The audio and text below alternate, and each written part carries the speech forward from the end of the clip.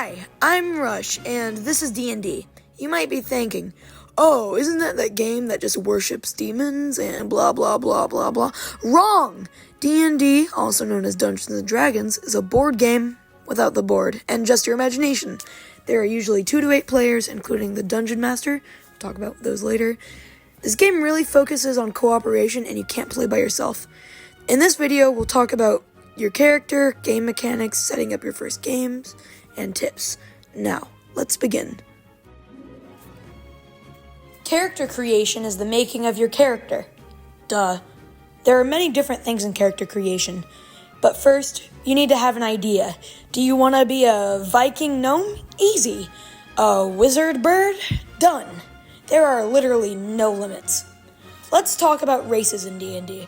There are 9 classic ones, those being dragonborns, dwarves, elves, gnomes, half-elves, halflings, half-orcs, humans, and tieflings are the ones provided for free with the D&D app. Each race gets a buff. For example, dragonborns get +2 strength, +1 charisma, draconic ancestry, breath weapon, and damage resistance. Then the classes. In base D&D, with 12 base classes given to you. Those being barbarians, the muscly ones, bards, the musical ones, clerics, the healy ones, druids, the furries, fighters, the basic ones, monks, the punchy ones, paladins, the knightly ones, rangers, the bow and arrow ones who have pets, rogues, the edgy ones, sorcerers, the inherited magicians, warlocks, the dealy magicians, and wizards, the learning magicians.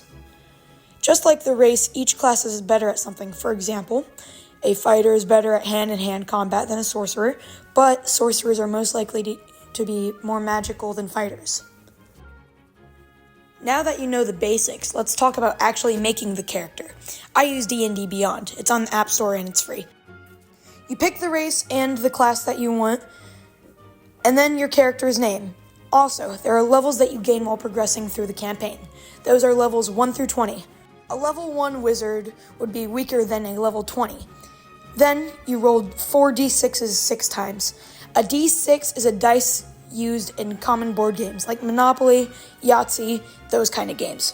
It's called a d6 because it has 6 sides, and the d stands for dice. So you roll 4 of those 6-sided dice and add up the numbers afterwards, subtracting the smallest one. If this feels complicated to you, the app provides free digital dice. You roll for things total, those being strength, how strong you are, dexterity, how easily you can dodge, constitution, how well you can take a punch, intelligence, which is your smarts, wisdom, which is your common sense, and charisma, which is your charm. After this, you can write down your character's backstory, include character details, physical characteristics, personal characteristics, and notes. Then you can add weapons and gold. After that, you should have an entire D&D character. Now, we're on to game mechanics. Now, in this segment, we will be talking about dice. Why does a dice have so many sides? Well, that's a D20, also known as the most important dice in all of D&D. That one will determine how well you do in a skill check, combat, and saving throws. Saving throws are if you live or die in a crucial situation. For all the dice, the higher you roll, the better the outcome. Oh, he's gone. Well, that's okay.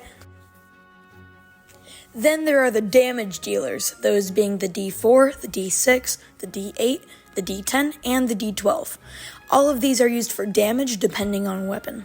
Some of them have other uses, like the D6, which is used for those beginning rolls, and then the D10, which, alongside the percentile dice, can give you a percentage. That's about everything that has to do with dice. Now, let's talk about setting up your first encounter.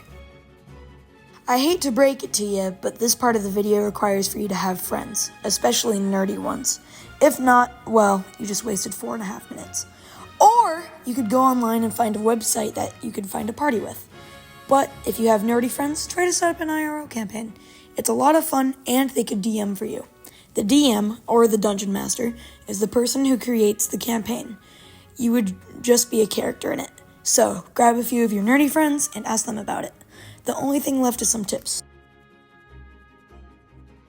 I was originally going to script this part of the video, but I feel like it would be more authentic if I actually just think of some tips right now, right here. So, number one, don't forget that you're, like, playing with multiple other people.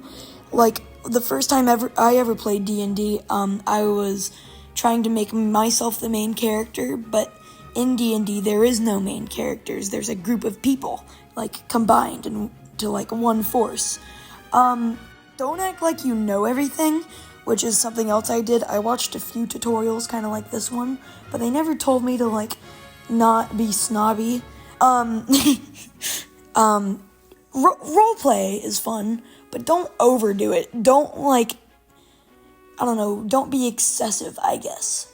Don't get too attached to characters. I've had many of my characters die, and one of them I was super attached to, and it made me super upset.